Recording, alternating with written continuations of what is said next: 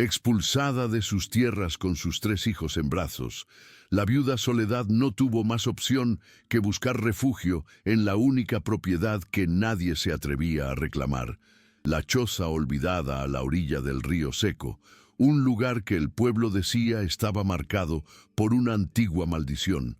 Pero lo que no sabían es que el verdadero secreto no estaba en la maldición, sino bajo el suelo podrido de aquella casa, y que la tierra estaba a punto de revelar la verdad que los hombres más poderosos intentaron enterrar por generaciones. Parece ficción, pero esta historia ocurrió de verdad en los valles olvidados del campo, donde las leyendas aún respiran. Si las historias sobre la fuerza que nace de la tierra y la resiliencia humana resuenan contigo, suscríbete al canal para que continuemos este viaje juntos. El polvo se había asentado sobre cada superficie de su vida, cubriendo los recuerdos como un sudario.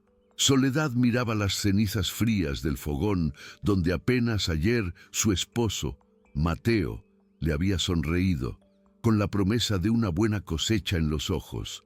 Ahora, el único eco en la pequeña casa de adobe era el murmullo hambriento de sus 3 hijos, acurrucados a su lado como polluelos asustados. El accidente en las tierras de don Ramiro se había llevado a Mateo, y con él se había ido el pilar que sostenía su mundo. Soledad sentía el peso de la viudez no como una ausencia, sino como una presencia helada y constante. Cada rincón le recordaba su risa, el sonido de sus botas en la entrada, la seguridad de su abrazo. Ahora solo quedaba un silencio que mordía y la mirada vacía de sus pequeños, quienes no entendían de deudas ni de muertes, solo del frío y del hambre. La llegada de don Ramiro fue anunciada no por un llamado a la puerta, sino por la sombra larga y oscura que sus hombres proyectaron sobre la entrada. Era un hombre cuya riqueza se medía en el miedo que infundía. No hubo palabras de consuelo por su pérdida, solo el frío crujido de un papel que sacó de su bolsillo. Una deuda forjada, una firma que no era de Mateo, pero que tenía el peso de la ley del más fuerte. Soledad no suplicó, sabía que la piedad era una moneda que don Ramiro no conocía. Sostuvo la mirada del cacique, un acto de desafío silencioso que le costó una bofetada de uno de sus matones. La humillación fue pública, con los vecinos espiando tras las cortinas, sus rostros una mezcla de lástima y terror. La expulsión fue rápida, brutal.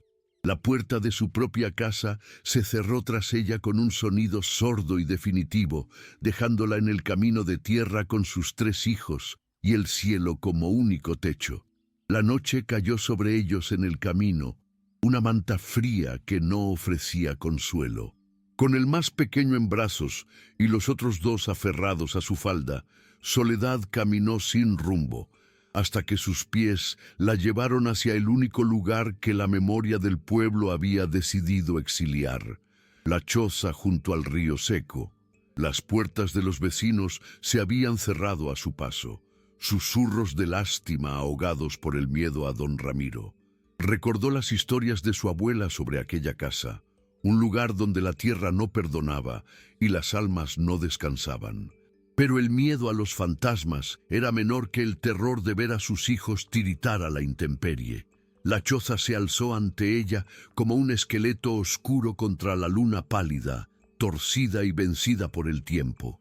El aire olía a abandono y a tierra húmeda, una extraña contradicción junto al lecho de piedras que alguna vez fue un río caudaloso. La puerta cedió con un quejido lastimero, abriéndose a una oscuridad densa. Dentro, el tiempo se había detenido. Telarañas, como velos de novia, colgaban de las vigas, y el suelo de tierra apisonada estaba cubierto por una capa de hojas secas y polvo. Pero para Soledad no era una tumba, era un refugio.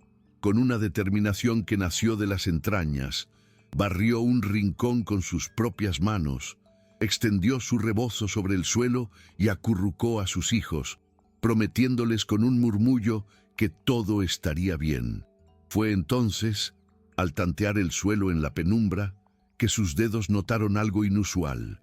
Una de las tablas de madera que cubrían una pequeña sección del piso no estaba firme. Se movía ligeramente y de la grieta emanaba un frío peculiar, un aliento que no era del viento de la noche, sino de la propia tierra que respiraba bajo sus pies. La curiosidad, afilada por la desesperación, venció al miedo. Mientras sus hijos dormían el sueño inquieto de los desamparados, Soledad usó las yemas de sus dedos para explorar el contorno de la tabla suelta. La madera, húmeda y podrida en los bordes, cedió con más facilidad de la que esperaba. Haciendo palanca con un trozo de leña que encontró cerca del fogón apagado, levantó la tabla. Un soplo de aire helado y viciado le golpeó el rostro, un aliento que olía a tierra sellada y a tiempo estancado. Asomó la cabeza en la oquedad y la oscuridad fue total, pero sus ojos, ya acostumbrados a la penumbra, distinguieron el inicio de unos toscos escalones de piedra que se hundían en las entrañas de la tierra. No era una tumba, sino un descenso, un presentimiento tan profundo y certero como el dolor de su luto. Le dijo que el destino de su familia y el secreto de aquella casa estaban entrelazados en esa negrura. A tientas, con el corazón martilleando contra las costillas como un tambor de advertencia, Soledad bajó los escalones. El frío se intensificó, abrasándola como una mortaja. El espacio era pequeño, una bodega excavada a mano cuyas paredes de tierra compacta aún guardaban la memoria de las palas que la crearon. Sus manos, que buscaban apoyo, tropezaron con la superficie lisa y fría de una caja de madera oculta en un nicho. Era pesada, sólida. Con un esfuerzo, la arrastró hacia la tenue luz que se filtraba desde arriba y forzó la cerradura oxidada. Dentro no había oro, sino algo infinitamente más valioso y peligroso: la verdad. Una pila de papeles amarillentos atados con una cinta de cuero raído. En la parte superior, un acta de propiedad original, con un sello y un nombre que heló la sangre de Soledad, el de su propio abuelo. Y debajo, un diario personal cuya caligrafía temblorosa narraba la historia de un robo, un asesinato y el desvío del río que había dado vida a todo el valle. De golpe, comprendió que la muerte de Mateo no había sido un accidente, y que la maldición de aquella tierra no era obra de espíritus, sino de la codicia de un solo hombre, el abuelo de don Ramiro. El papel se sentía frágil y mortal en sus manos, una reliquia de un tiempo en que su familia no era una rama rota, sino la raíz de aquel valle. Cada palabra del diario de su abuelo era un golpe, una pieza del rompecabezas de su desgracia que encajaba con una claridad brutal. Los susurros del pueblo sobre la mala suerte de su familia, las miradas de lástima que siempre los habían seguido, la prisa de don Ramiro por echarlos tras la muerte de Mateo, todo era un plan ejecutado a través de generaciones. El dolor por su esposo ya no era un pozo sin fondo, sino una hoguera que se encendía en su pecho. Comprendió que la tierra no estaba maldita, sino herida. El río no se había secado, lo habían asesinado, igual que a Mateo, igual que a su abuelo. En esa bodega fría y húmeda, la viuda despojada murió, y en su lugar nació una guardiana, la heredera de una deuda de sangre. Cuando Soledad subió de nuevo a la choza, ya no era la misma mujer que había descendido. El temblor de sus manos había cesado, y la incertidumbre en sus ojos había sido reemplazada por la dureza del pedernal. Con un cuidado casi reverencial, volvió a colocar la caja en su nicho y la cubrió con la tabla, arrastrando después un viejo arcón sobre ella. No era solo un secreto, era su única arma. Miró a sus hijos, cuyo sueño inocente era el único santuario que le quedaba, y supo que no lucharía solo por la memoria de su esposo, sino por el futuro que les habían robado. Esta choza ya no era un refugio temporal, era su trinchera, y la tierra seca, el río muerto, las paredes agrietadas, no eran símbolos de abandono, sino testigos silenciosos que esperaban, como ella, el momento de reclamar justicia. La luz del alba se filtró por las grietas de la choza, no como una intrusa, sino como una cómplice. Antes de que sus hijos despertaran, Soledad salió. No caminó hacia el pueblo en busca de limosna o trabajo, sino en dirección contraria, hacia las fauces secas del río. Sus pies descalzos, que la noche anterior habían tropezado con la incertidumbre, ahora se movían con un propósito firme sobre las piedras lisas y el lecho polvoriento. No buscaba agua, buscaba la cicatriz, el punto exacto donde la vida del valle había sido estrangulada para alimentar únicamente las tierras de los Ramiro.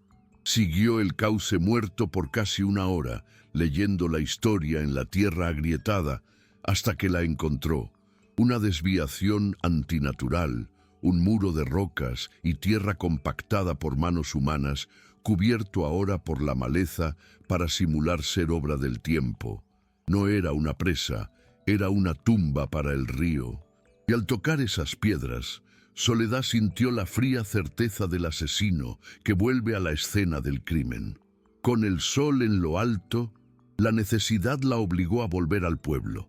Pero ya no caminaba con la cabeza gacha de la desterrada, sino con la espalda recta de quien carga un peso invisible pero valioso.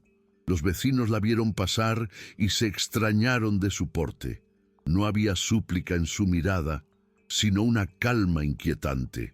Pasó por delante de la tienda sin detenerse, dirigiéndose a la casa más alejada, la de doña Elvira, la anciana que guardaba en su memoria las raíces del pueblo.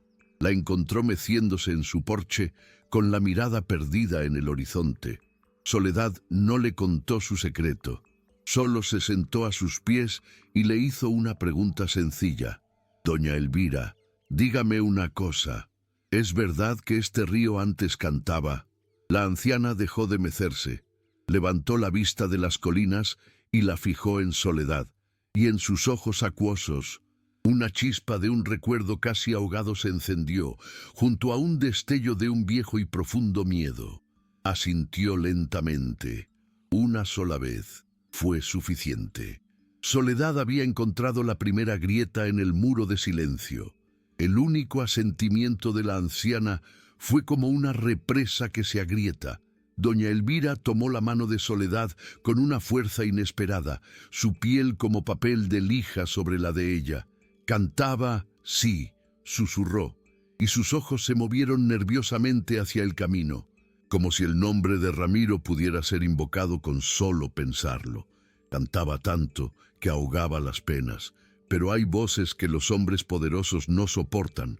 Tapan los ríos como tapan las bocas. Niña, ten cuidado. Esa tierra que pisas no solo guarda huesos, guarda sed, y una sed tan vieja es peligrosa. No dijo más, pero en su advertencia había una confesión. Le soltó la mano y volvió a mecerse, su silencio ahora más pesado y elocuente que cualquier palabra, dejando a Soledad con la certeza de que la memoria del pueblo no estaba muerta, solo aterrorizada y esperando una voz que se atreviera a gritar. Los días siguientes, Soledad no se escondió. Con una tenacidad que el pueblo confundió con locura, comenzó a trabajar la tierra muerta que rodeaba la choza. Arrancaba las malas hierbas con furia, acarreaba cubos de agua del pozo casi seco del pueblo y labraba surcos en el polvo con un trozo de madera afilado. Fue durante una de esas tardes, bajo un sol inclemente, que la sombra de don Ramiro y su caballo volvió a caer sobre ella. Él se detuvo, una sonrisa burlona en los labios. «Parece que intentas ordeñar una piedra, viuda. Esta tierra está muerta, como tu marido». Soledad no se inmutó. Lentamente se irguió, limpiándose el sudor de la frente con el dorso de la mano sucia de tierra. Lo miró a los ojos y por primera vez, don Ramiro no vio en ella el miedo de una presa, sino la quietud de un cazador. No hubo respuesta, solo una mirada larga y profunda que pareció medirlo para un ataúd. Desconcertado, el cacique espoleó a su caballo y se marchó. Pero la imagen de esa mujer, sola y desafiante en medio de la desolación, se le clavó en la memoria como una espina. La viuda ya no estaba de luto, estaba echando raíces. La tenacidad de Soledad se convirtió en un susurro que recorría las calles de tierra del pueblo. Las miradas de lástima se transformaron en una curiosidad temerosa, luego en una admiración clandestina. Nadie se atrevía a hablar con ella, pero sus acciones hablaban por todos. Una mañana, al abrir la puerta desvencijada, encontró en el umbral un pequeño saco de tela. Dentro había un puñado de semillas de maíz, viejas y arrugadas, pero aún viables, y un trozo de pan duro. No había nota, ni rastro del donante, solo el silencio del campo. Soledad apretó el saco contra su pecho, sintiendo el peso de ese pequeño acto de rebelión. No era solo comida, era un juramento. Alguien más recordaba, alguien más tenía sed. El miedo del pueblo no se había ido, pero por primera vez tenía una grieta. La noticia del pequeño huerto de la viuda y los susurros que lo acompañaban llegaron a oídos de don Ramiro como el zumbido de un insecto molesto. La humillación silenciosa que sintió en su último encuentro se había agriado hasta convertirse en ira. Que una mujer sola, con las manos desnudas, pretendiera devolverle la vida a la tierra que su familia había sentenciado a muerte, era una afrenta personal. Una noche, dos de sus hombres, borrachos y ruidosos para que todo el pueblo supiera quién mandaba, pisotearon las incipientes hileras de plantas, volcaron los cubos de agua y esparcieron sal sobre los surcos que Soledad había labrado con tanto esfuerzo. A la mañana siguiente, Soledad no encontró desolación, sino una prueba. La violencia de Ramiro no era una muestra de su poder, sino de su miedo. Miedo a unas pocas semillas, miedo a que la tierra, al igual que su gente, comenzara a recordar cómo era vivir. El pueblo entero vio, o fingió no ver, el resultado de aquella noche. El jardín de Soledad no era más que un manchón de tierra revuelta y blancuzca por la sal, un insulto a la vista. Pero al mediodía, cuando el sol castigaba con más fuerza, la figura de la viuda apareció de nuevo. No lloró, no maldijo. Con la misma paciencia con la que había sembrado, comenzó a recoger los tallos rotos y los amontonó a un lado. Luego, con sus propias manos, empezó a raspar la capa superficial de la tierra envenenada, juntándola en un pequeño montículo aparte, un altar sombrío a la crueldad de los Ramiro. Trabajó todo el día, separando lo vivo de lo muerto, lo sano de lo contaminado, en un ritual silencioso que era a la vez una limpieza y una acusación. No estaba enterrando la evidencia, la estaba exhibiendo. El acto de Soledad no pasó desapercibido. Esa noche, cuando la luna era apenas una uña pálida en el cielo, unos golpes suaves sonaron en su puerta. Era Ignacio, el viejo carpintero, un hombre de pocas palabras y manos agrietadas por el trabajo. No traía comida, sino una idea. Señaló el montón de tierra salada y dijo con voz rasposa: «La sal quema por arriba, Soledad, pero la buena tierra de abajo tiene memoria. Solo hay que darle una nueva oportunidad para respirar». Al día siguiente, antes del amanecer, Ignacio regresó con maderas viejas y, junto a Soledad, comenzó a construir cajones de cultivo elevados sobre el suelo herido. No estaban curando la tierra, la estaban trascendiendo, y mientras clavaba la última tabla, otros dos hombres del pueblo, que habían observado desde lejos, se acercaron en silencio con palas en las manos, listos para ayudar a llenarlos con tierra fresca y fértil, traída de la ribera oculta del río, la que aún recordaba cómo cantar. El trabajo se hizo en un silencio cargado de significado. No hubo vítores ni celebraciones. solo el sonido rítmico de las palas hundiéndose en la tierra fértil y el golpeteo sordo de la madera al ser unida. Era un pacto sellado sin palabras, una conspiración de hombres cansados de bajar la mirada, llenando los cajones con la tierra oscura y húmeda que aún guardaba la memoria del agua. Soledad observaba, y por primera vez desde la muerte de Mateo, el nudo en su garganta no era de pena, sino de una feroz y temblorosa esperanza. Aquellos cajones no eran un simple huerto, eran una fortaleza de madera y tierra, una declaración de que la vida, por más que se la intente enterrar, siempre encuentra una forma de ascender. Cuando los hombres se marcharon, tan silenciosamente como llegaron, dejaron tras de sí mucho más que una promesa de cosecha. Habían sembrado la semilla de la rebelión. Como era de esperar, la noticia de la fortaleza de madera llegó a la hacienda de don Ramiro antes de que el sol se pusiera. La furia del cacique fue fría y calculadora. Comprendió que destruir el huerto de nuevo sería inútil. Había dejado de ser de la viuda para convertirse en un símbolo del pueblo, y los símbolos son más difíciles de matar que las plantas. Así que decidió cortar la raíz del problema. A la mañana siguiente, no envió a sus matones a la choza, sino que se plantó él mismo en la plaza del pueblo, junto al único pozo que aún daba agua. Con una voz que cortaba el aire matutino, anunció que, como dueño de todas las tierras, hasta donde la vista alcanza, el pozo quedaba bajo su protección. A partir de ese día, el agua ya no sería un derecho, sino una ración que él mismo dispensaría. El mensaje era claro y brutal. Podían tener su tierra en cajones, pero la sed los pondría de rodillas ante él. El miedo, que apenas había comenzado a retroceder, volvió a caer sobre el pueblo como una plaga, más denso y sofocante que antes. La opresión se hizo tangible, pesada como el aire antes de la tormenta. Los cántaros vacíos formaron una fila humillante ante los hombres de Ramiro, y cada gota de agua se entregaba como una limosna, a cambio de una mirada servil. Los cajones de cultivo, que un día antes habían sido un monumento a la esperanza, ahora parecían una insensatez, un recordatorio de que la vida dependía de la voluntad de un solo hombre. Soledad vio la derrota en los hombros caídos de sus vecinos.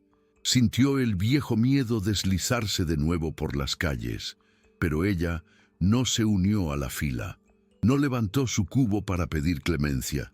En cambio, dio la espalda al pozo y a la humillación, y con una vieja pala que encontró apoyada en la choza, caminó con paso firme hacia el lugar que todos consideraban muerto, el lecho seco del río.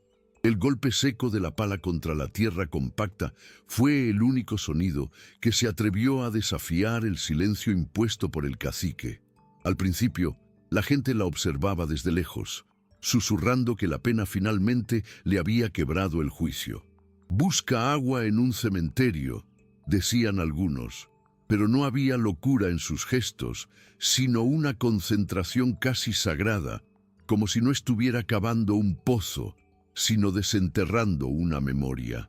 Y entonces, Ignacio el carpintero, que la observaba desde su taller, dejó sus herramientas, tomó su propia pala y, sin decir una palabra, cruzó el claro y comenzó a cavar a su lado. Su acción fue un estruendo silencioso, y otro hombre, y luego otro, dejaron la fila del pozo y caminaron hacia el río. No sabían si encontrarían agua, pero habían entendido algo más profundo. Era mejor morir de sed buscando su propia fuente, que vivir de rodillas bebiendo de la mano de su opresor. El golpeteo se convirtió en un ritmo, un corazón de metal y tierra que comenzó a latir en el cauce muerto. La fila del pozo se deshizo. Mujeres y hombres, e incluso los niños más grandes, abandonaron la humillación por la esperanza, uniéndose a la excavación. Unos cavaban, otros acarreaban las piedras, otros pasaban odres con el agua racionada no para beber, sino para humedecer los labios de los que empuñaban la pala. Trabajaban como un solo cuerpo movido por una única voluntad: desenterrar su derecho a existir. Los hombres de don Ramiro observaban desde lejos, la burla en sus rostros transformándose lentamente en una incómoda incredulidad. Aquello ya no era el desvarío de una viuda, era un pueblo entero cavando su propia tumba o su propia fuente. Las horas pasaron.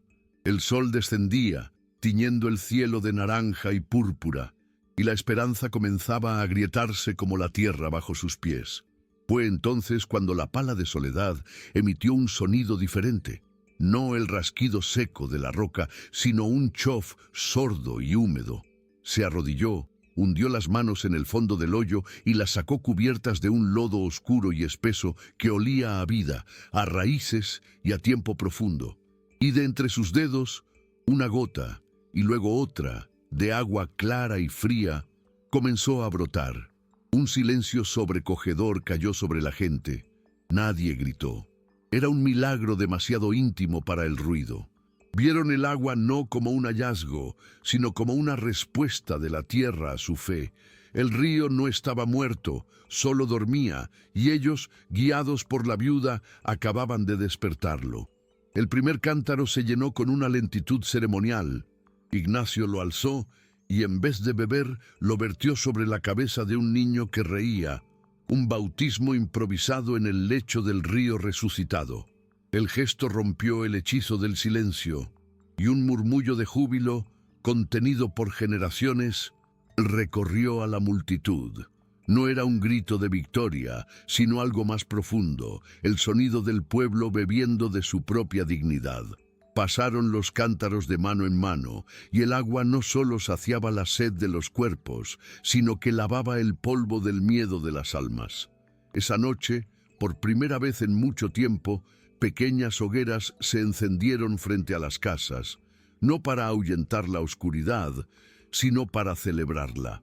Y en el centro de todo, Soledad no era ya la viuda exiliada, sino la mujer que le había hablado a la tierra y ésta le había respondido.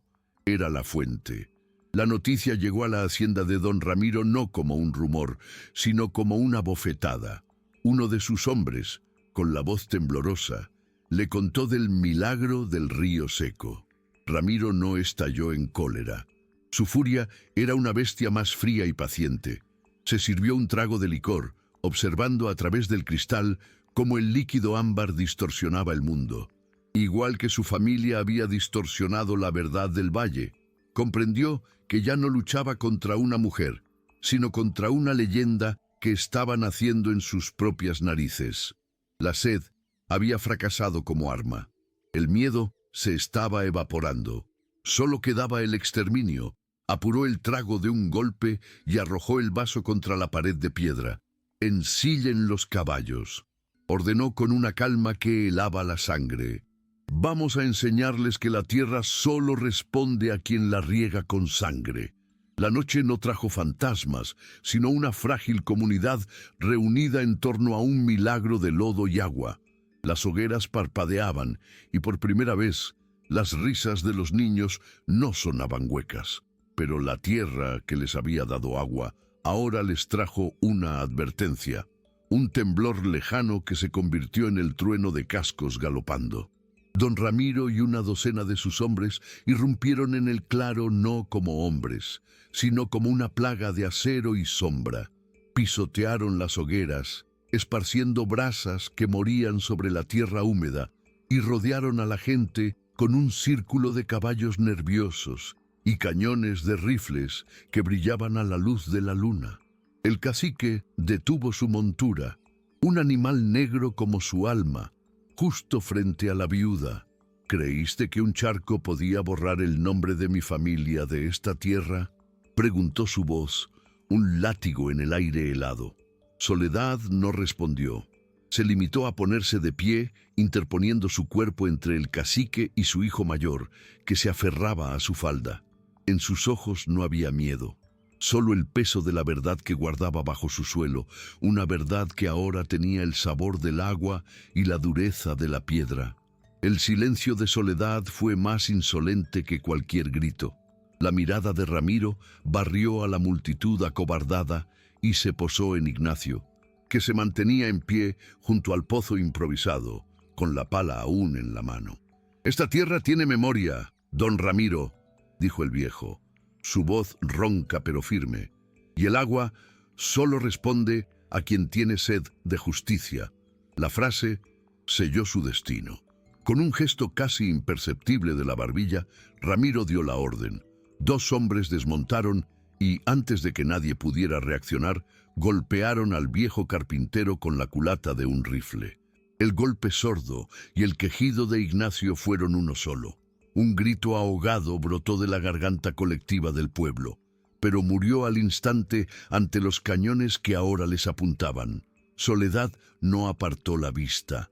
Grabó en su memoria el cuerpo caído de Ignacio, el hilo de sangre que manchaba la tierra recién mojada, mezclándose con el agua de la esperanza. En ese instante, comprendió que los papeles amarillentos que dormían bajo su choza ya no eran un reclamo de herencia. Eran una sentencia de muerte, la suya o la de él. Don Ramiro sonrió, una mueca torcida a la luz de la luna. «Que esto les sirva de lección», dijo, su voz dirigida a todos, pero sus ojos fijos en Soledad. «La tierra obedece a la fuerza, no a los rezos». Se dio la vuelta, creyendo que el terror había hecho su trabajo, que la sangre de Ignacio ahogaría cualquier brote de rebelión. Pero cuando Soledad se movió, no fue para retroceder. Con una calma que heló a los presentes más que los rifles de los matones, se arrodilló junto al cuerpo inerte de Ignacio. No lloró. Suavemente, con sus propias manos, cerró los ojos del viejo carpintero. Fue un acto de piedad, pero también una coronación silenciosa. Estaba reclamando a sus muertos, asumiendo el liderazgo que la tierra y la sangre le estaban imponiendo. Don Ramiro sintió esa ola de cambio, una corriente silenciosa y desafiante. Espoleó a su caballo, dejando tras de sí una orden envenenada, que nadie se atreva a ayudarla. Pero ya era tarde. El miedo se estaba convirtiendo en rabia, y la rabia es una semilla que crece bien en tierra regada con sangre inocente. La noche se tragó el sonido de los caballos, dejando un silencio denso y expectante. Soledad permaneció arrodillada, la guardiana de un mártir, y durante un largo minuto nadie se movió, el edicto de Ramiro flotando en el aire como un veneno. Entonces, uno de los hombres que había ayudado a construir los cajones se separó de la multitud. Sin decir palabra, se quitó el sombrero y se acercó. Luego otro y otro más, formando un círculo protector a su alrededor. Con la ayuda de ellos, levantaron el cuerpo de Ignacio. No era una derrota, era una bandera. Mientras lo llevaban para velarlo, Soledad caminó al frente, no como una doliente, sino como una generala en la víspera de la batalla final. Miró hacia su choza, hacia la tabla suelta en el suelo, y supo que el tiempo de los secretos había terminado. La mañana no traería luto, sino un juicio. Le mostraría al pueblo los papeles que probaban que su sed no era solo de agua, sino de una justicia que les habían robado hacía generaciones, y don Ramiro aprendería que se puede matar a un hombre, pero no a la memoria de la tierra cuando ésta ha encontrado una voz. El velorio de Ignacio no fue un lamento, fue una forja. Con el cuerpo del viejo carpintero tendido sobre su propia mesa de trabajo, rodeado de velas que luchaban contra las sombras, Soledad no pronunció palabras de consuelo. En su lugar, y ante la mirada expectante de todo el pueblo reunido en la pequeña carpintería, salió un momento y regresó de su choza con la caja de madera. La colocó sobre una pila de tablones. El sonido sordo de la madera contra la madera, acallando hasta el último murmullo. Con manos firmes, levantó la tapa, sacó los papeles y con una voz que no tembló, comenzó a leer la historia de su abuelo. Les leyó sobre un valle verde y un río que cantaba, sobre una escritura de propiedad que era la raíz de todos ellos, y sobre la traición y el asesinato a manos del primer Ramiro. Cada palabra del diario era una gota de agua que caía sobre la tierra reseca de sus almas, despertando una memoria que creían perdida. De pronto, la maldición tuvo un nombre y un rostro. Entendieron que el río no se había secado, sino que lo habían desangrado para saciar la sed de una sola familia. El dolor por Ignacio se transformó en una rabia helada y pura. Los papeles pasaron de mano en mano, no como documentos, sino como reliquias sagradas, como la prueba tangible de una vida robada. Ya no eran vecinos asustados, eran herederos despojados. Un hombre, el primero que había llevado su pala al río, se acercó a una de las velas del velorio y con ella encendió una antorcha improvisada. El gesto se repitió una y otra vez, hasta que la carpintería se llenó de una luz parpadeante y furiosa. Nadie dio una orden, no hizo falta. Las herramientas de labranza, las palas que habían desenterrado el agua, las hoces que esperaban una cosecha que nunca llegaba, se convirtieron en armas. Soledad, con el acta de propiedad original en la mano, como si fuera un estandarte, salió a la noche.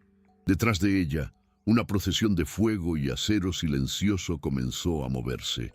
No marchaban hacia la casa de un hombre poderoso, sino a reclamar el corazón robado de su propio valle. La marcha no fue un tumulto, sino una liturgia sombría. Una serpiente de fuego avanzó en la oscuridad, deslizándose por los campos que la familia Ramiro había dejado estériles.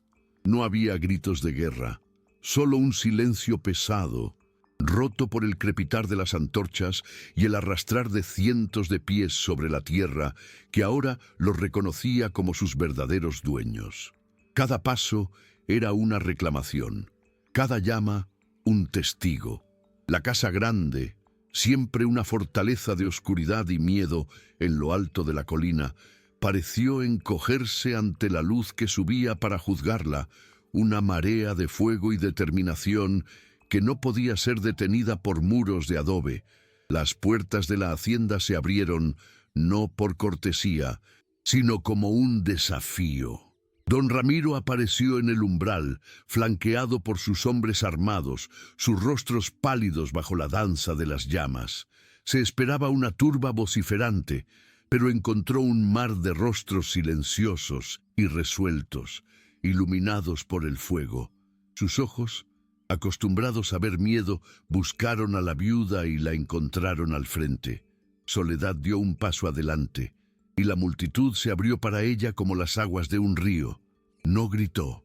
Erguió el viejo título de propiedad contra la luz de las antorchas, y su voz, clara y cortante, leyó el nombre de su abó y la demarcación de las tierras que pertenecían a todos los presentes. Cada palabra era una pala, desenterrando el crimen original de los Ramiro y sepultando su reinado de mentiras bajo el peso de la propia historia. Una carcajada seca y rota escapó de la garganta de don Ramiro, el sonido de un árbol viejo partiéndose. ¿Un papel? Escupió la palabra con desprecio. Mi ley está en el plomo de estas armas, no en la tinta de los muertos. Con una arrogancia forjada en generaciones de impunidad, se dirigió a sus hombres. Dispersen a esta chusma, quemen sus herramientas y su ridículo papel. Pero cuando sus matones levantaron los rifles, sus cañones, no encontraron una turba de campesinos asustados, sino los rostros de sus primos, de sus vecinos, de la mujer que les vendía el pan. Y frente a todos, la mirada inquebrantable de Soledad. Un hombre, el más joven, bajó su rifle una pulgada. Fue un movimiento casi imperceptible, pero fue la primera piedra que cede en la presa, el primer temblor antes del derrumbe. Al ver la vacilación en los ojos de sus propios hombres, la rabia de Ramiro se desbordó. La traición final no vino del pueblo, sino de la herramienta misma de su poder. Con un grito animal, sacó un revólver de su cinto, no para apuntar a la multitud, sino directamente a Soledad, la fuente de su humillación. Pero antes de que pudiera alzar el arma, la marea humana se cerró sobre él. No hubo un plan, solo un instinto colectivo. Las hoces y las palas ya no eran herramientas, sino garras de la propia tierra reclamando lo suyo. Lo desarmaron, lo sometieron, lo enterraron bajo el peso de sus propios cuerpos hasta que solo fue un hombre pataleando en el polvo. Cuando la multitud se apartó, don Ramiro yacía en el suelo, despojado de todo, salvo de su miedo. Soledad no lo miró. En su lugar, alzó la vista hacia la casa grande, y detrás de ella, las antorchas iluminaron el camino de regreso, no a sus chozas, sino a su hogar. No hubo celebración en la derrota de Ramiro, solo un vasto y solemne silencio. La multitud lo observaba en el suelo, respirando el polvo de la tierra que había despreciado, y en ese momento comprendieron que la venganza era un pozo tan seco como el que él les había ofrecido. Fue Soledad quien rompió el trance. Se acercó al hombre caído, no con odio, sino con la fría indiferencia de un juez que dicta una sentencia inevitable. «Tu castigo no será la muerte», dijo, y su voz resonó en el patio de la hacienda. «Será la vida. Vivirás para ver cómo esta tierra, que declaraste muerta, florece sin ti. Verás a nuestros hijos crecer fuertes con el agua que nos robaste. Tu prisión no tendrá muros, don Ramiro. Será cada tallo de maíz que se alce hacia el sol».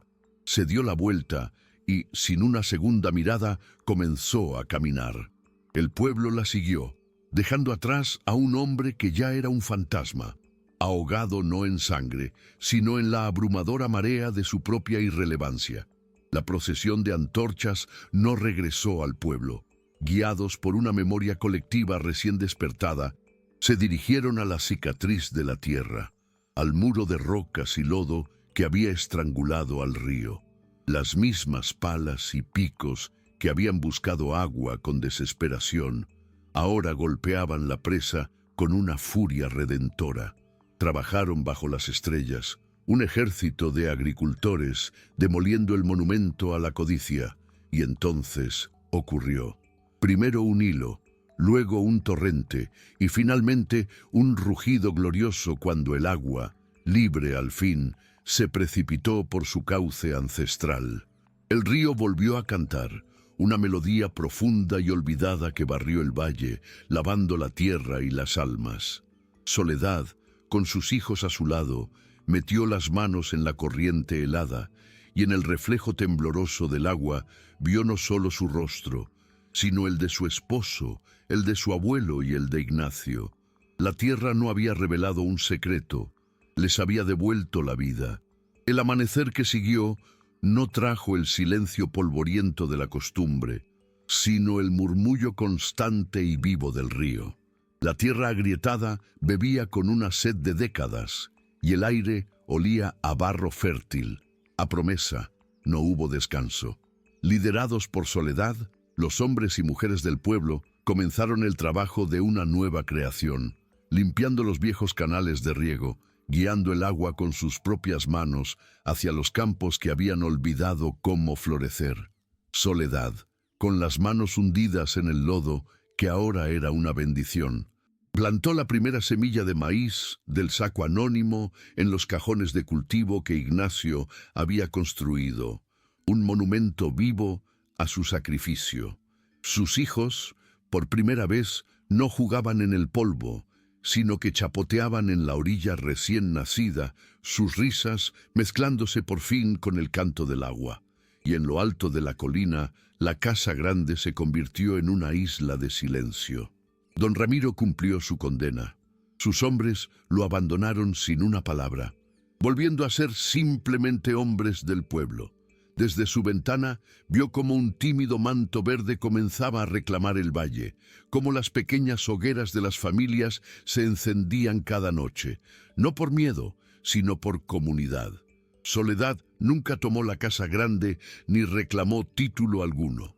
El acta de su abuelo no fue un documento de poder, sino un mapa de regreso a casa para todos. Y así, en los valles olvidados del campo, la verdadera herencia que la tierra reveló no fue un pedazo de papel, sino la simple y poderosa verdad de que un pueblo que comparte su agua y su memoria nunca más volverá a tener sed. Las estaciones que siguieron no midieron el tiempo en días, sino en tonalidades de verde. La primavera llegó con una furia de brotes que el valle había olvidado, una explosión de vida que cubrió las cicatrices de la tierra. Los campos, antes yermos, se llenaron de hileras de maíz y frijol, y el río, ahora ancho y sereno, trajo de vuelta a los pájaros y el murmullo de una vida que se creía extinta. Soledad ya no era solo la viuda, era la memoria viva del valle. No daba órdenes, sino que enseñaba con el ejemplo, mostrando cómo leer las nubes para predecir la lluvia, qué hierbas curaban la fiebre, cómo hablarle a la tierra en el lenguaje de las semillas. La choza olvidada se convirtió en el corazón del pueblo, un lugar donde los ancianos compartían historias que creían muertas y los niños aprendían que el verdadero poder no reside en la fuerza, sino en el conocimiento de las raíces. La primera cosecha fue un milagro compartido. Nadie era dueño de más de lo que necesitaba, y el grano se repartía en la plaza, no por la mano de un patrón, sino por la voluntad de la comunidad. En lugar del miedo, nació un consejo, donde la voz de Soledad era una más entre iguales, y las decisiones se tomaban al calor de una hoguera comunal. Con la madera de la vieja hacienda, ahora vacía y silenciosa como una tumba, construyeron una escuela junto al río y la llamaron El Recuerdo de Ignacio. Allí, los hijos de Soledad, junto a los hijos de todos, no solo aprendían a leer palabras, sino a leer la tierra, a entender el ciclo del agua y a valorar la fuerza que nace no de un solo hombre, sino de muchas manos unidas. Pasaron los años, y la leyenda de la viuda se convirtió en el lecho del río. Desde la ventana rota de su hacienda, un don Ramiro encanecido y encorvado observaba el milagro que no pudo detener. Veía las columnas de humo de las cocinas, escuchaba el eco de las campanas de la nueva escuela y, a veces, creía oír la risa de los niños que jugaban en la orilla del río que él había intentado matar. Cumplía su condena en una prisión sin muros, rodeado de la vida abundante que florecía de su derrota. El pueblo no pronunciaba su nombre. Lo habían borrado de la tierra no con violencia, sino con el olvido, el castigo final para un hombre que solo había querido ser dueño de todo. Una tarde, con sus hijos ya crecidos y el valle vibrando en la plenitud del verano, Soledad caminó hasta la orilla del río. Llevaba consigo la vieja caja de madera. Ya no contenía un arma, sino una historia. Con la misma reverencia con la que había plantado la primera semilla, cavó un hoyo en la tierra húmeda junto a las raíces de un sauce llorón y enterró los papeles. La verdad ya no necesitaba ser guardada bajo una tabla suelta. Ahora vivía en el fluir del agua, en el verdor de los campos y en los ojos de cada niño nacido en esa tierra libre. Y así, la historia de la viuda se tejió en el murmullo del agua, un recordatorio eterno de que la tierra nunca olvida y que siempre responde al llamado de aquellos que tienen el coraje de escucharla. Un día, la noticia de la muerte de don Ramiro no llegó como un trueno, sino como el caer de una hoja seca. Lo encontraron en su mecedora, frente a la ventana de la hacienda desmoronada, con la vista fija en el valle verde que ya no le pertenecía. Nadie lloró su partida, pero tampoco hubo celebración. 2 hombres del pueblo subieron a la colina, cavaron una tumba sin nombre en un rincón olvidado de sus antiguas tierras y lo enterraron sin rezos ni ceremonias. Soledad lo observó todo desde la distancia, no con satisfacción, sino con una indiferencia serena.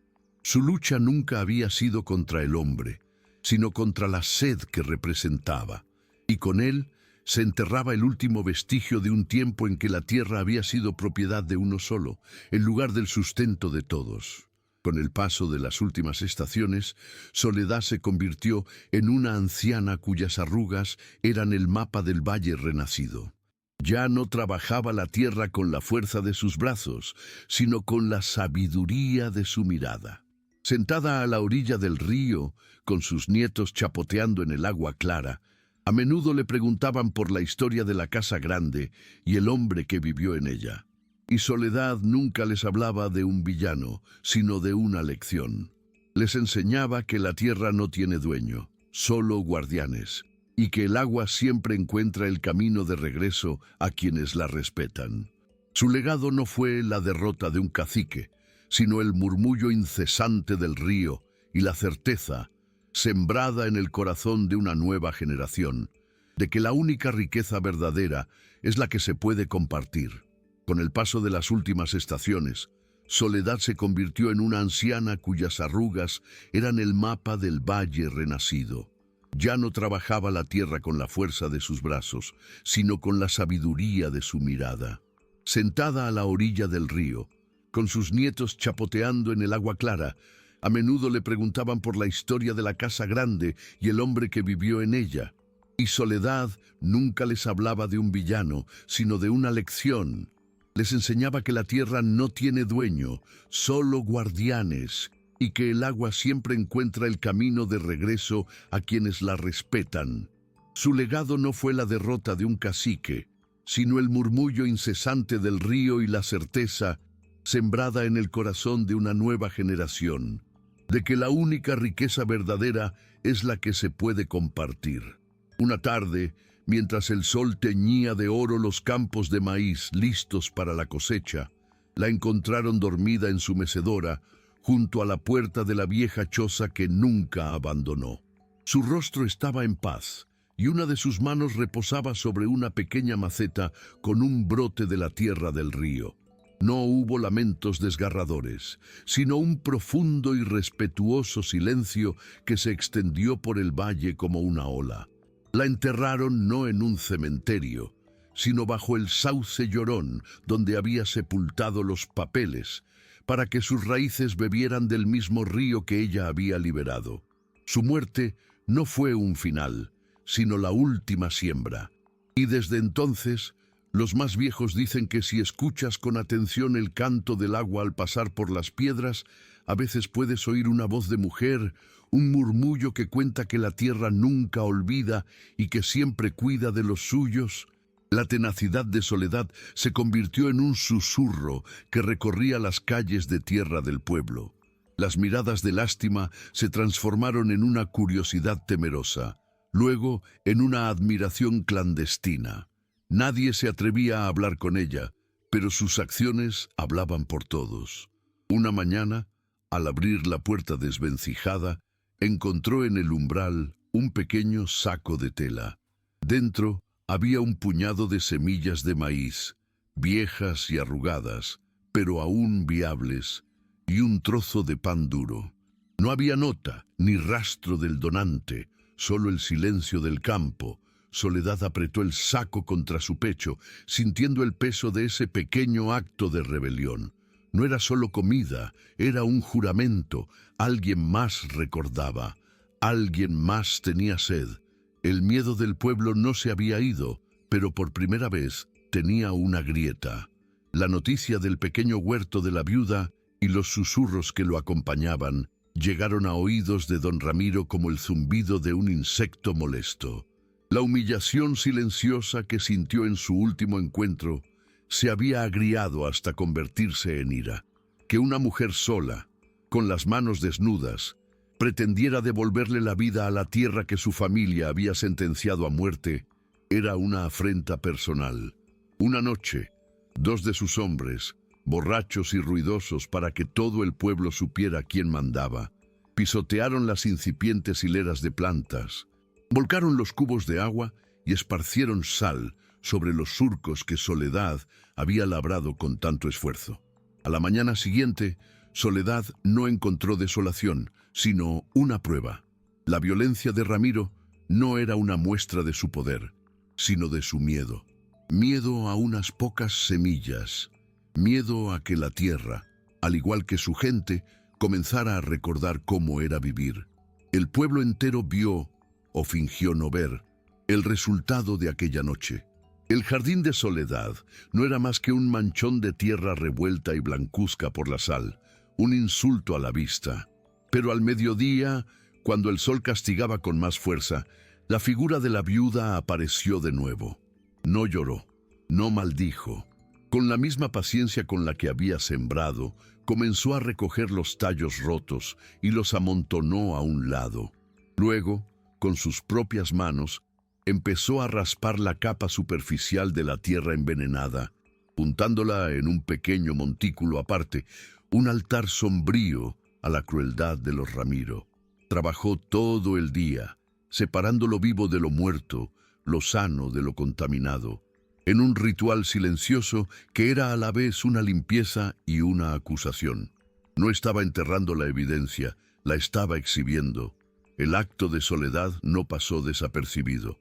Esa noche, cuando la luna era apenas una uña pálida en el cielo, unos golpes suaves sonaron en su puerta. Era Ignacio, el viejo carpintero, un hombre de pocas palabras y manos agrietadas por el trabajo. No traía comida, sino una idea.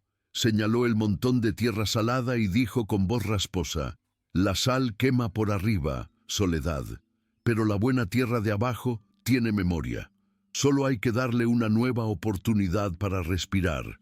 Al día siguiente, antes del amanecer, Ignacio regresó con maderas viejas y, junto a Soledad, comenzó a construir cajones de cultivo elevados sobre el suelo herido. No estaban curando la tierra, la estaban trascendiendo, y mientras clavaba la última tabla, otros dos hombres del pueblo, que habían observado desde lejos, se acercaron en silencio con palas en las manos, listos para ayudar a llenarlos con tierra fresca y fértil, traída de la ribera oculta del río, la que aún recordaba cómo cantar. El trabajo se hizo en un silencio cargado de significado. No hubo vítores ni celebraciones. Solo el sonido rítmico de las palas hundiéndose en la tierra fértil y el golpeteo sordo de la madera al ser unida. Era un pacto sellado sin palabras, una conspiración de hombres cansados de bajar la mirada, llenando los cajones con la tierra oscura y húmeda que aún guardaba la memoria del agua. Soledad observaba, y por primera vez desde la muerte de Mateo, el nudo en su garganta no era de pena, sino de una feroz y temblorosa esperanza. Aquellos cajones no eran un simple huerto, eran una fortaleza de madera y tierra, una declaración de que la vida, por más que se la intente enterrar, siempre encuentra una forma de ascender. Cuando los hombres se marcharon, tan silenciosamente como llegaron, dejaron tras de sí mucho más que una promesa de cosecha. Habían sembrado la semilla de la rebelión. Como era de esperar, la noticia de la fortaleza de madera llegó a la hacienda de don Ramiro antes de que el sol se pusiera. La furia del cacique fue fría y calculadora. Comprendió que destruir el huerto de nuevo sería inútil. Había dejado de ser de la viuda para convertirse en un símbolo del pueblo, y los símbolos son más difíciles de matar que las plantas. Así que decidió cortar la raíz del problema. A la mañana siguiente, no envió a sus matones a la choza, sino que se plantó él mismo en la plaza del pueblo, junto al único pozo que aún daba agua. Con una voz que cortaba el aire matutino, anunció que, como dueño de todas las tierras, hasta donde la vista alcanza, el pozo quedaba bajo su protección. A partir de ese día, el agua ya no sería un derecho, sino una ración que él mismo dispensaría. El mensaje era claro y brutal. Podían tener su tierra en cajones, pero la sed los pondría de rodillas ante él. El miedo, que apenas había comenzado a retroceder, volvió a caer sobre el pueblo como una plaga, más denso y sofocante que antes. La opresión se hizo tangible, pesada como el aire antes de la tormenta. Los cántaros vacíos formaron una fila humillante ante los hombres de Ramiro, y cada gota de agua se entregaba como una limosna, a cambio de una mirada servil. Los cajones de cultivo, que un día antes habían sido un monumento a la esperanza, ahora parecían una insensatez, un recordatorio de que la vida dependía de la voluntad de un solo hombre. Soledad vio la derrota en los hombros caídos de sus vecinos. Sintió el viejo miedo deslizarse de nuevo por las calles, pero ella no se unió a la fila. No levantó su cubo para pedir clemencia. En cambio, dio la espalda al pozo y a la humillación, y con una vieja pala que encontró apoyada en la choza, caminó con paso firme hacia el lugar que todos consideraban muerto, el lecho seco del río.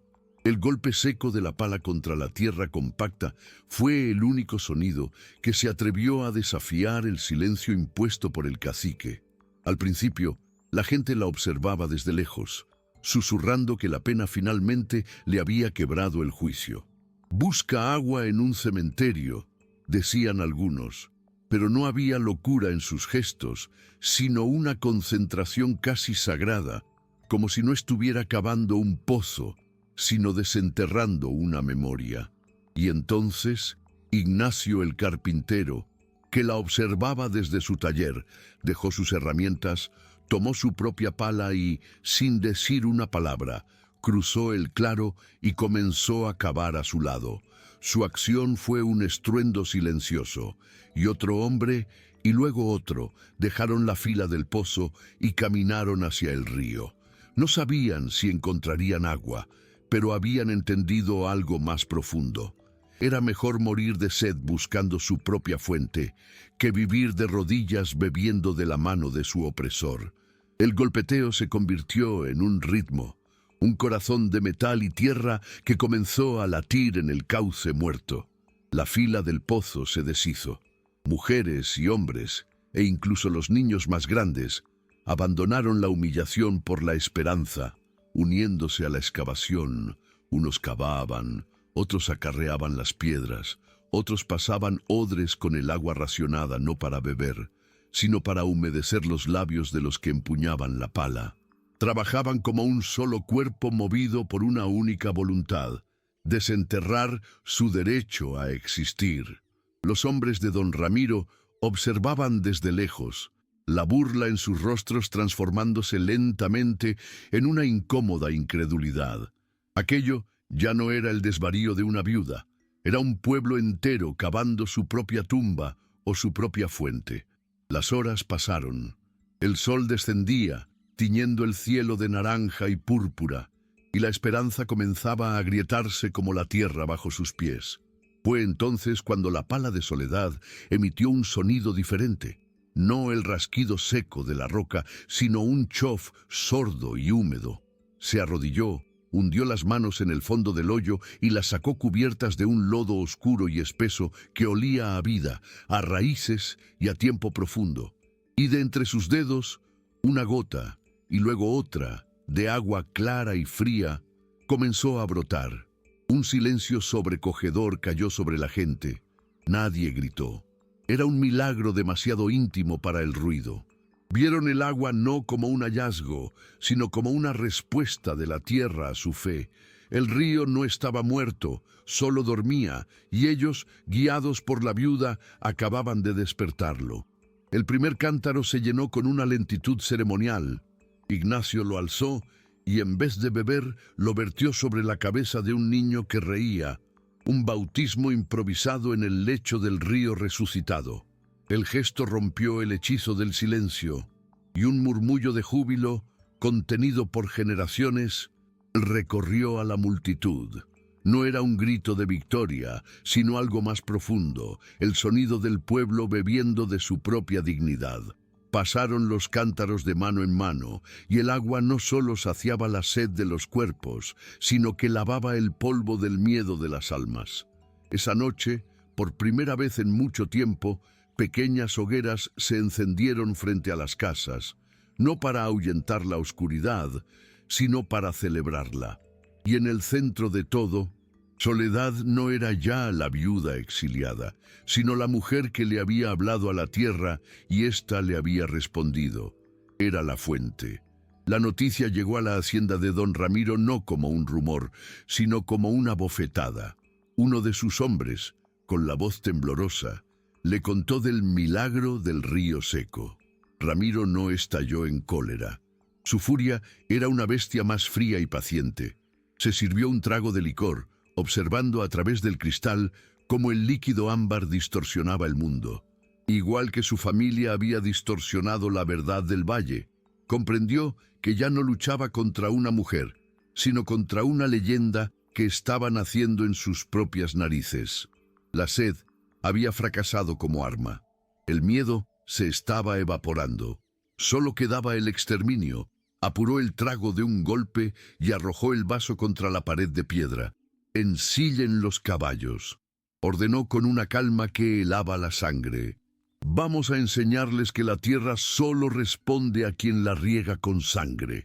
La noche no trajo fantasmas, sino una frágil comunidad reunida en torno a un milagro de lodo y agua. Las hogueras parpadeaban y por primera vez las risas de los niños no sonaban huecas. Pero la tierra que les había dado agua ahora les trajo una advertencia, un temblor lejano que se convirtió en el trueno de cascos galopando. Don Ramiro y una docena de sus hombres irrumpieron en el claro no como hombres, sino como una plaga de acero y sombra. Pisotearon las hogueras, esparciendo brasas que morían sobre la tierra húmeda, y rodearon a la gente con un círculo de caballos nerviosos y cañones de rifles que brillaban a la luz de la luna. El cacique detuvo su montura, un animal negro como su alma, justo frente a la viuda. «¿Creíste que un charco podía borrar el nombre de mi familia de esta tierra?», preguntó su voz, un látigo en el aire helado. Soledad no respondió. Se limitó a ponerse de pie, interponiendo su cuerpo entre el cacique y su hijo mayor, que se aferraba a su falda. En sus ojos no había miedo, solo el peso de la verdad que guardaba bajo su suelo, una verdad que ahora tenía el sabor del agua y la dureza de la piedra. El silencio de Soledad fue más insolente que cualquier grito. La mirada de Ramiro barrió a la multitud acobardada y se posó en Ignacio, que se mantenía en pie junto al pozo improvisado, con la pala aún en la mano. «Esta tierra tiene memoria, don Ramiro», dijo el viejo, su voz ronca pero firme, «y el agua solo responde a quien tiene sed de justicia». La frase selló su destino. Con un gesto casi imperceptible de la barbilla, Ramiro dio la orden. 2 hombres desmontaron y, antes de que nadie pudiera reaccionar, golpearon al viejo carpintero con la culata de un rifle. El golpe sordo y el quejido de Ignacio fueron uno solo. Un grito ahogado brotó de la garganta colectiva del pueblo, pero murió al instante ante los cañones que ahora les apuntaban. Soledad no apartó la vista. Grabó en su memoria el cuerpo caído de Ignacio, el hilo de sangre que manchaba la tierra recién mojada, mezclándose con el agua de la esperanza. En ese instante, comprendió que los papeles amarillentos que dormían bajo su choza ya no eran un reclamo de herencia. Eran una sentencia de muerte, la suya o la de él. Don Ramiro sonrió, una mueca torcida a la luz de la luna. «Que esto les sirva de lección», dijo, su voz dirigida a todos, pero sus ojos fijos en Soledad. «La tierra obedece a la fuerza, no a los rezos». Se dio la vuelta, creyendo que el terror había hecho su trabajo, que la sangre de Ignacio ahogaría cualquier brote de rebelión. Pero cuando Soledad se movió, no fue para retroceder. Con una calma que heló a los presentes más que los rifles de los matones, se arrodilló junto al cuerpo inerte de Ignacio. No lloró. Suavemente, con sus propias manos, cerró los ojos del viejo carpintero. Fue un acto de piedad, pero también una coronación silenciosa. Estaba reclamando a sus muertos, asumiendo el liderazgo que la tierra y la sangre le estaban imponiendo. Don Ramiro sintió esa ola de cambio, una corriente silenciosa y desafiante. Espoleó a su caballo. dejando tras de sí una orden envenenada, que nadie se atreva a ayudarla. Pero ya era tarde. El miedo se estaba convirtiendo en rabia, y la rabia es una semilla que crece bien en tierra regada con sangre inocente. La noche se tragó el sonido de los caballos, dejando un silencio denso y expectante. Soledad permaneció arrodillada, la guardiana de un mártir, y durante un largo minuto nadie se movió, el edicto de Ramiro flotando en el aire como un veneno. Entonces, uno de los hombres que había ayudado a construir los cajones se separó de la multitud. Sin decir palabra, se quitó el sombrero y se acercó. Luego otro y otro más, formando un círculo protector a su alrededor. Con la ayuda de ellos, levantaron el cuerpo de Ignacio. No era una derrota, era una bandera.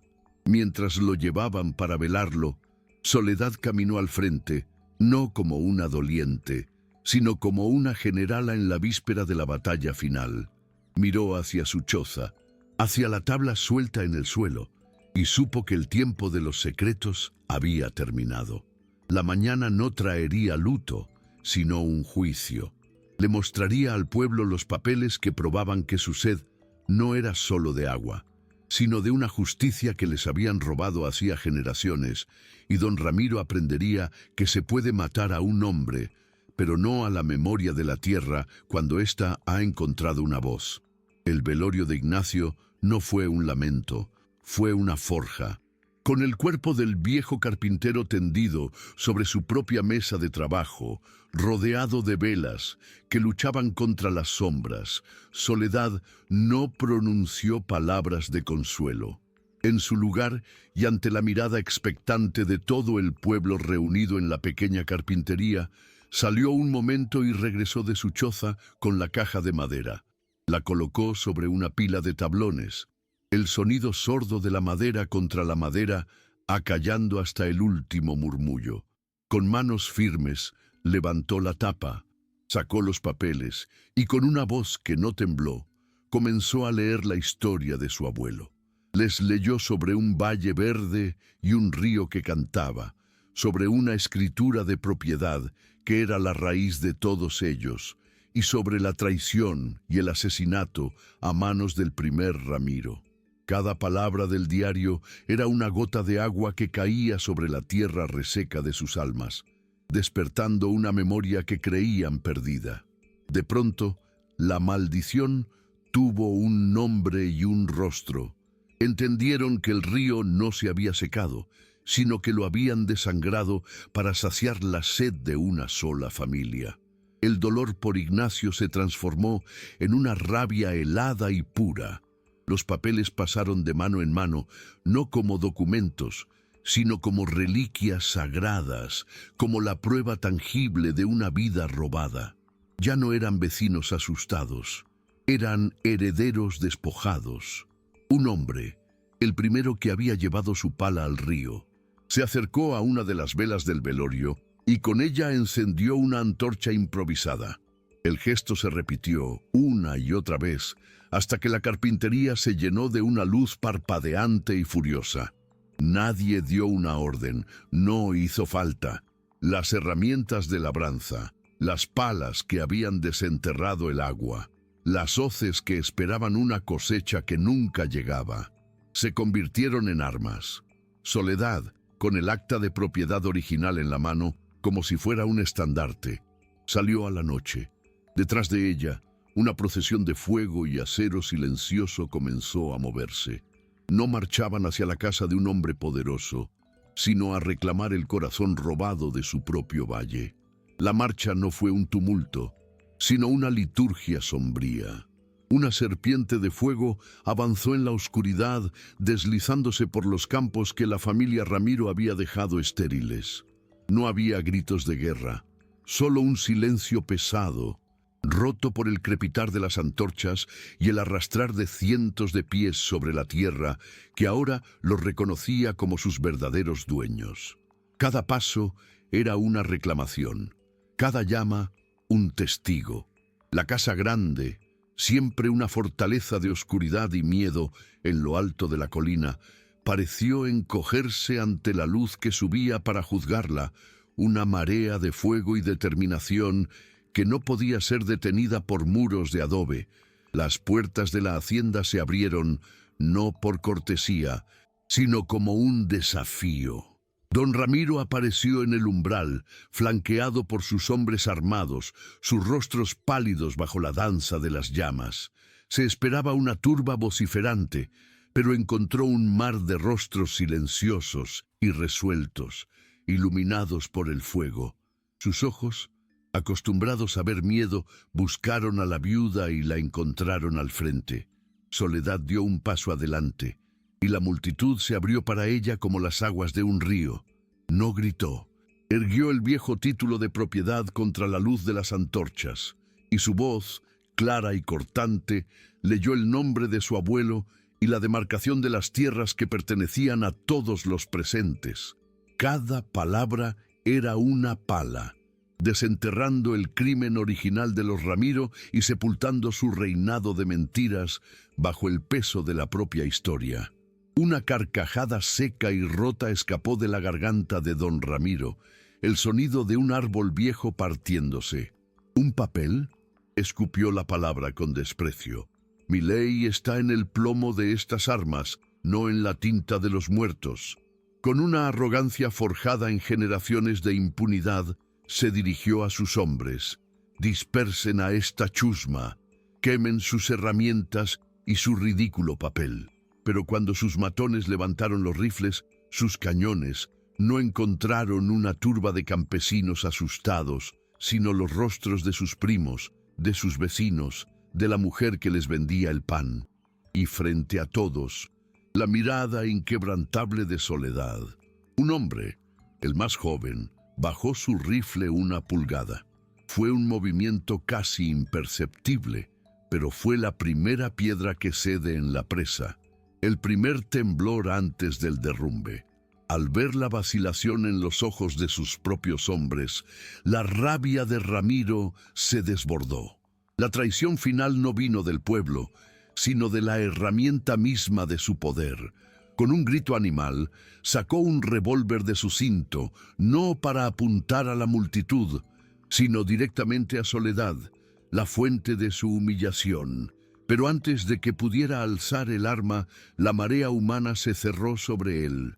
No hubo un plan, solo un instinto colectivo. Las hoces y las palas ya no eran herramientas, sino garras de la propia tierra reclamando lo suyo. Lo desarmaron, lo sometieron, lo enterraron bajo el peso de sus propios cuerpos hasta que solo fue un hombre pataleando en el polvo.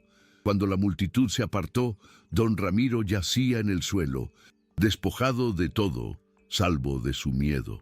Soledad no lo miró. En su lugar, alzó la vista hacia la casa grande, y detrás de ella, las antorchas iluminaron el camino de regreso, no a sus chozas, sino a su hogar. No hubo celebración en la derrota de Ramiro, solo un vasto y solemne silencio. La multitud lo observaba en el suelo, respirando el polvo de la tierra que había despreciado, y en ese momento comprendieron que la venganza era un pozo tan seco como el que él les había ofrecido. Fue Soledad quien rompió el trance.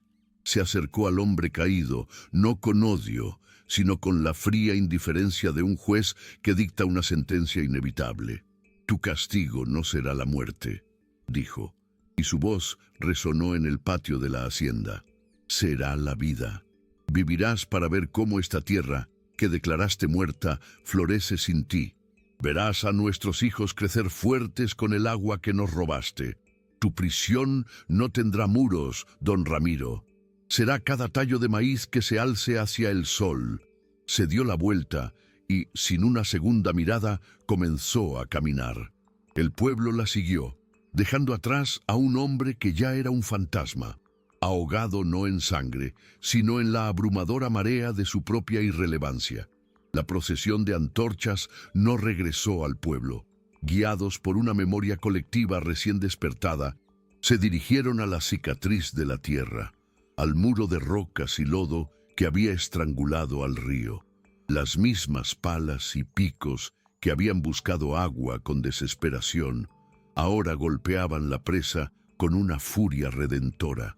Trabajaron bajo las estrellas, un ejército de agricultores demoliendo el monumento a la codicia, y entonces ocurrió. Primero un hilo, luego un torrente y finalmente un rugido glorioso cuando el agua, libre al fin, se precipitó por su cauce ancestral. El río volvió a cantar, una melodía profunda y olvidada que barrió el valle, lavando la tierra y las almas.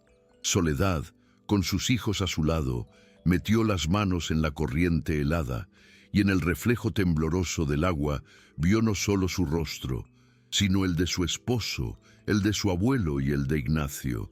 La tierra no había revelado un secreto, les había devuelto la vida.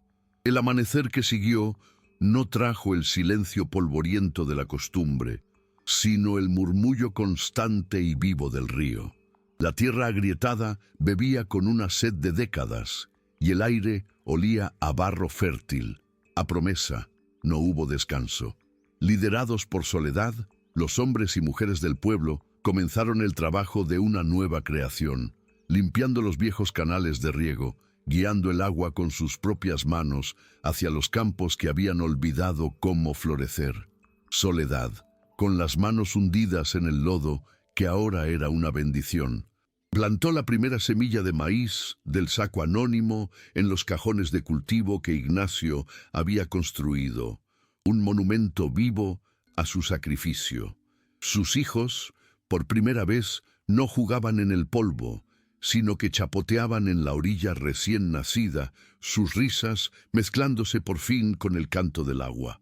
Y en lo alto de la colina, la casa grande se convirtió en una isla de silencio. Don Ramiro cumplió su condena. Sus hombres lo abandonaron sin una palabra, volviendo a ser simplemente hombres del pueblo. Desde su ventana vio cómo un tímido manto verde comenzaba a reclamar el valle, cómo las pequeñas hogueras de las familias se encendían cada noche, no por miedo, sino por comunidad. Soledad nunca tomó la casa grande ni reclamó título alguno. El acta de su abuelo no fue un documento de poder, sino un mapa de regreso a casa para todos. Y así, en los valles olvidados del campo, la verdadera herencia que la tierra reveló no fue un pedazo de papel, sino la simple y poderosa verdad de que un pueblo que comparte su agua y su memoria nunca más volverá a tener sed. Las estaciones que siguieron no midieron el tiempo en días, sino en tonalidades de verde. La primavera llegó con una furia de brotes que el valle había olvidado. Una explosión de vida que cubrió las cicatrices de la tierra. Los campos, antes yermos, se llenaron de hileras de maíz y frijol. Y el río, ahora ancho y sereno, trajo de vuelta a los pájaros y el murmullo de una vida que se creía extinta. Soledad ya no era solo la viuda, era la memoria viva del valle. No daba órdenes, sino que enseñaba con el ejemplo, mostrando cómo leer las nubes para predecir la lluvia, qué hierbas curaban la fiebre, cómo hablarle a la tierra en el lenguaje de las semillas. La choza olvidada se convirtió en el corazón del pueblo, un lugar donde los ancianos compartían historias que creían muertas y los niños aprendían que el verdadero poder no reside en la fuerza, sino en el conocimiento de las raíces. La primera cosecha fue un milagro compartido. Nadie era dueño de más de lo que necesitaba, y el grano se repartía en la plaza, no por la mano de un patrón, sino por la voluntad de la comunidad. En lugar del miedo, nació un consejo, donde la voz de Soledad era una más entre iguales, y las decisiones se tomaban al calor de una hoguera comunal. Con la madera de la vieja hacienda, ahora vacía y silenciosa como una tumba, construyeron una escuela junto al río y la llamaron El Recuerdo de Ignacio. Allí, los hijos de Soledad, junto a los hijos de todos, no solo aprendían a leer palabras, sino a leer la tierra, a entender el ciclo del agua y a valorar la fuerza que nace no de un solo hombre, sino de muchas manos unidas. Como era de esperar, la noticia de la fortaleza de madera llegó a la hacienda de don Ramiro antes de que el sol se pusiera. La furia del cacique fue fría y calculadora. Comprendió que destruir el huerto de nuevo sería inútil. Había dejado de ser de la viuda para convertirse en un símbolo del pueblo, y los símbolos son más difíciles de matar que las plantas. Así que decidió cortar la raíz del problema. A la mañana siguiente, no envió a sus matones a la choza, sino que se plantó él mismo en la plaza del pueblo, junto al único pozo que aún daba agua. Con una voz que cortaba el aire matutino, anunció que, como dueño de todas las tierras, hasta donde la vista alcanza, el pozo quedaba bajo su protección. A partir de ese día, el agua ya no sería un derecho, sino una ración que él mismo dispensaría. El mensaje era claro y brutal. Podían tener su tierra en cajones, pero la sed los pondría de rodillas ante él.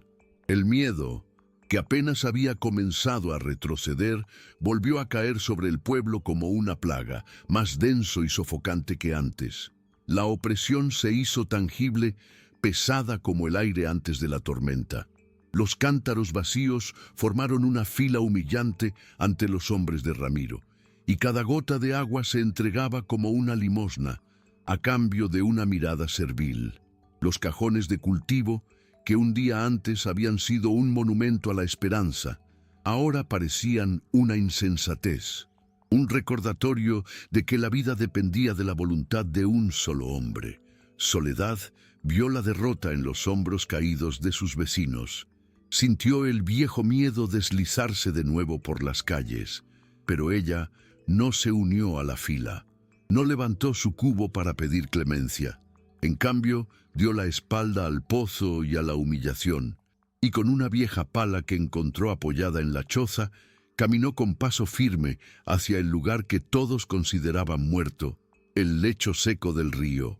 El golpeteo se convirtió en un ritmo, un corazón de metal y tierra que comenzó a latir en el cauce muerto. La fila del pozo se deshizo.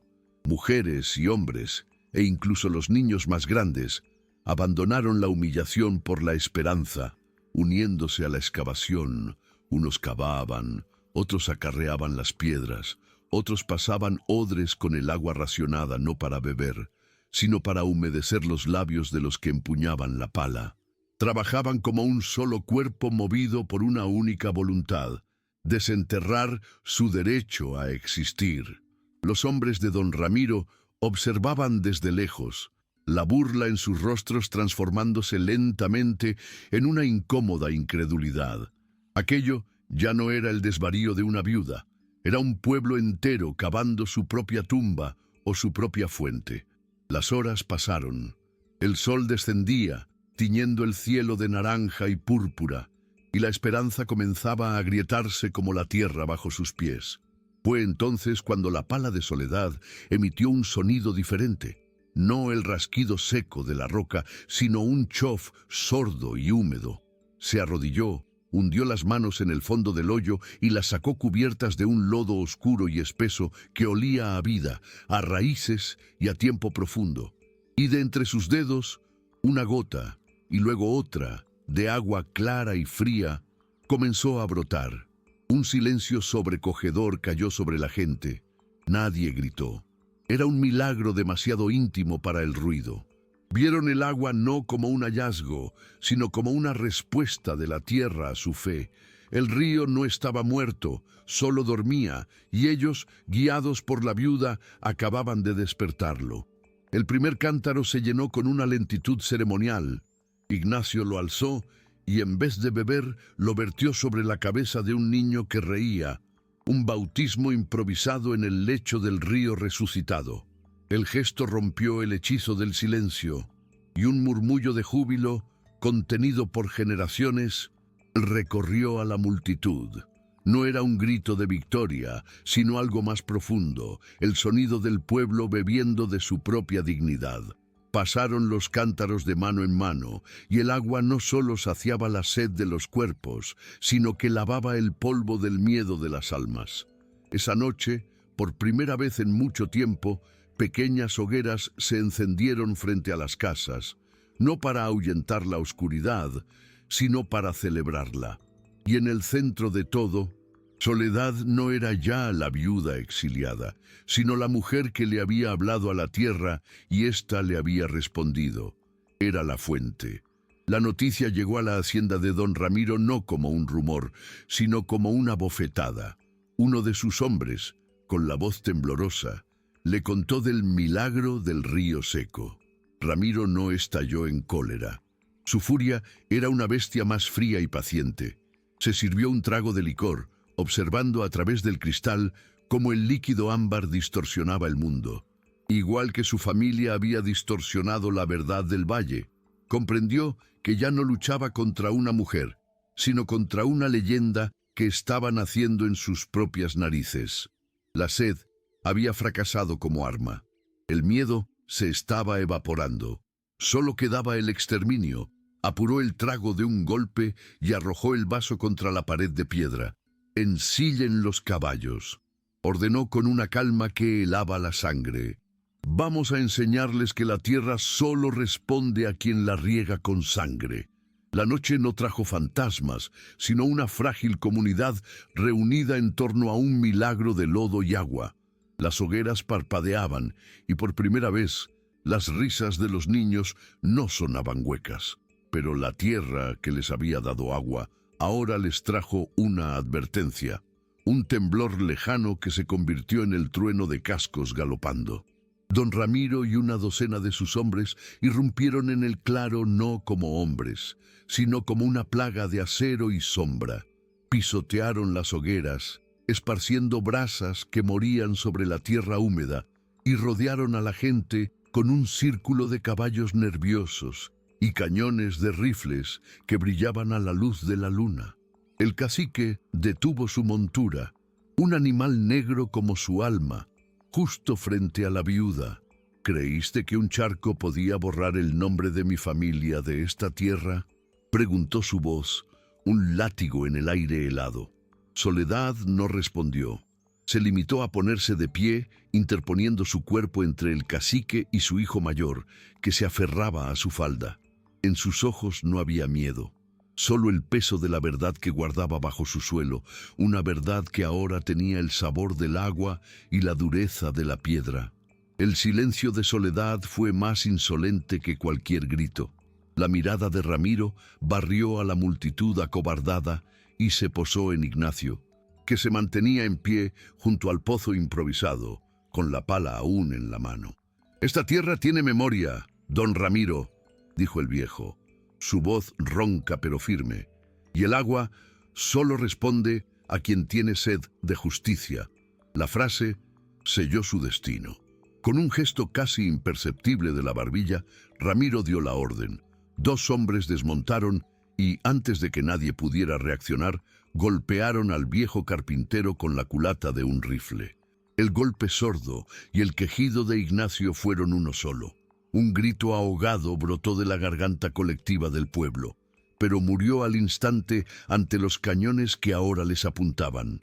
Soledad no apartó la vista. Grabó en su memoria el cuerpo caído de Ignacio, el hilo de sangre que manchaba la tierra recién mojada, mezclándose con el agua de la esperanza. En ese instante, comprendió que los papeles amarillentos que dormían bajo su choza ya no eran un reclamo de herencia. Eran una sentencia de muerte, la suya o la de él. Don Ramiro sonrió, una mueca torcida a la luz de la luna. «Que esto les sirva de lección», dijo, su voz dirigida a todos, pero sus ojos fijos en Soledad. «La tierra obedece a la fuerza, no a los rezos». Se dio la vuelta, creyendo que el terror había hecho su trabajo, que la sangre de Ignacio ahogaría cualquier brote de rebelión. Pero cuando Soledad se movió, no fue para retroceder. Con una calma que heló a los presentes más que los rifles de los matones, se arrodilló junto al cuerpo inerte de Ignacio. No lloró. Suavemente, con sus propias manos, cerró los ojos del viejo carpintero. Fue un acto de piedad, pero también una coronación silenciosa. Estaba reclamando a sus muertos, asumiendo el liderazgo que la tierra y la sangre le estaban imponiendo. Don Ramiro sintió esa ola de cambio, una corriente silenciosa y desafiante. Espoleó a su caballo, dejando tras de sí una orden envenenada, que nadie se atreva a ayudarla. Pero ya era tarde. El miedo se estaba convirtiendo en rabia, y la rabia es una semilla que crece bien en tierra regada con sangre inocente. La noche se tragó el sonido de los caballos, dejando un silencio denso y expectante.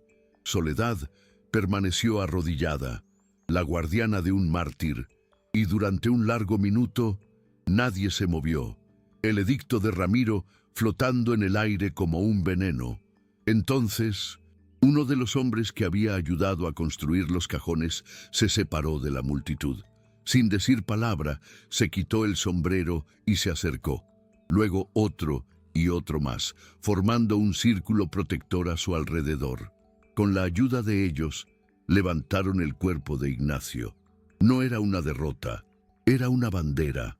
Mientras lo llevaban para velarlo, Soledad caminó al frente, no como una doliente, sino como una generala en la víspera de la batalla final. Miró hacia su choza, hacia la tabla suelta en el suelo, y supo que el tiempo de los secretos había terminado. La mañana no traería luto, sino un juicio. Le mostraría al pueblo los papeles que probaban que su sed no era solo de agua, sino de una justicia que les habían robado hacía generaciones, y don Ramiro aprendería que se puede matar a un hombre, pero no a la memoria de la tierra cuando ésta ha encontrado una voz. El velorio de Ignacio no fue un lamento, fue una forja. Con el cuerpo del viejo carpintero tendido sobre su propia mesa de trabajo, rodeado de velas que luchaban contra las sombras, Soledad no pronunció palabras de consuelo. En su lugar, y ante la mirada expectante de todo el pueblo reunido en la pequeña carpintería, salió un momento y regresó de su choza con la caja de madera.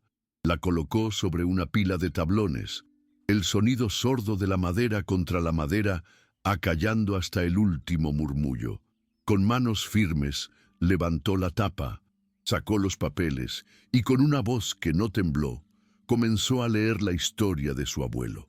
Les leyó sobre un valle verde y un río que cantaba, sobre una escritura de propiedad que era la raíz de todos ellos, y sobre la traición y el asesinato a manos del primer Ramiro.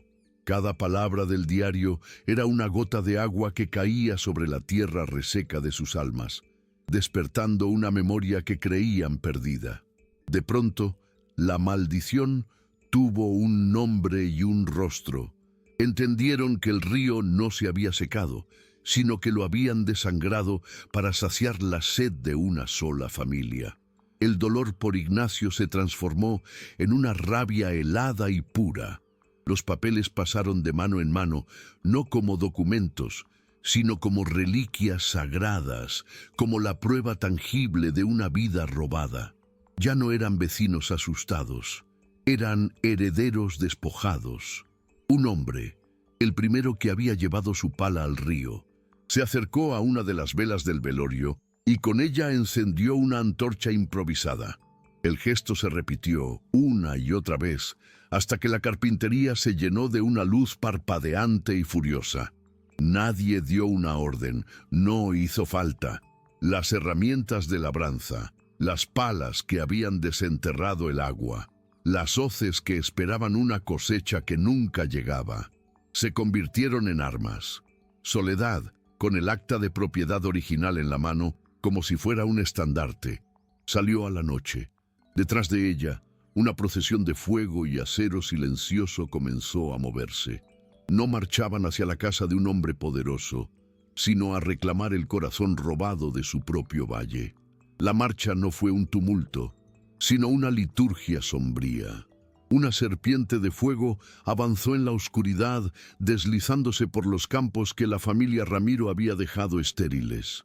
No había gritos de guerra, solo un silencio pesado, roto por el crepitar de las antorchas y el arrastrar de cientos de pies sobre la tierra, que ahora los reconocía como sus verdaderos dueños. Cada paso era una reclamación, cada llama un testigo. La casa grande, siempre una fortaleza de oscuridad y miedo en lo alto de la colina, pareció encogerse ante la luz que subía para juzgarla, una marea de fuego y determinación que no podía ser detenida por muros de adobe. Las puertas de la hacienda se abrieron, no por cortesía, sino como un desafío. Don Ramiro apareció en el umbral, flanqueado por sus hombres armados, sus rostros pálidos bajo la danza de las llamas. Se esperaba una turba vociferante, pero encontró un mar de rostros silenciosos y resueltos, iluminados por el fuego. Sus ojos, acostumbrados a ver miedo, buscaron a la viuda y la encontraron al frente. Soledad dio un paso adelante, y la multitud se abrió para ella como las aguas de un río. No gritó. Erguió el viejo título de propiedad contra la luz de las antorchas, y su voz, clara y cortante, leyó el nombre de su abuelo y la demarcación de las tierras que pertenecían a todos los presentes. Cada palabra era una pala, desenterrando el crimen original de los Ramiro y sepultando su reinado de mentiras bajo el peso de la propia historia. Una carcajada seca y rota escapó de la garganta de don Ramiro, el sonido de un árbol viejo partiéndose. ¿Un papel? Escupió la palabra con desprecio. Mi ley está en el plomo de estas armas, no en la tinta de los muertos. Con una arrogancia forjada en generaciones de impunidad, se dirigió a sus hombres. Dispersen a esta chusma, quemen sus herramientas y su ridículo papel. Pero cuando sus matones levantaron los rifles, sus cañones, no encontraron una turba de campesinos asustados, sino los rostros de sus primos, de sus vecinos, de la mujer que les vendía el pan. Y frente a todos, la mirada inquebrantable de Soledad. Un hombre, el más joven, bajó su rifle una pulgada. Fue un movimiento casi imperceptible, pero fue la primera piedra que cede en la presa, el primer temblor antes del derrumbe. Al ver la vacilación en los ojos de sus propios hombres, la rabia de Ramiro se desbordó. La traición final no vino del pueblo, sino de la herramienta misma de su poder. Con un grito animal, sacó un revólver de su cinto, no para apuntar a la multitud, sino directamente a Soledad, la fuente de su humillación. Pero antes de que pudiera alzar el arma, la marea humana se cerró sobre él. No hubo un plan, solo un instinto colectivo. Las hoces y las palas ya no eran herramientas, sino garras de la propia tierra reclamando lo suyo. Lo desarmaron, lo sometieron, lo enterraron bajo el peso de sus propios cuerpos hasta que solo fue un hombre pataleando en el polvo. Cuando la multitud se apartó, don Ramiro yacía en el suelo, despojado de todo, salvo de su miedo. Soledad no lo miró. En su lugar, alzó la vista hacia la casa grande, y detrás de ella, las antorchas iluminaron el camino de regreso, no a sus chozas, sino a su hogar.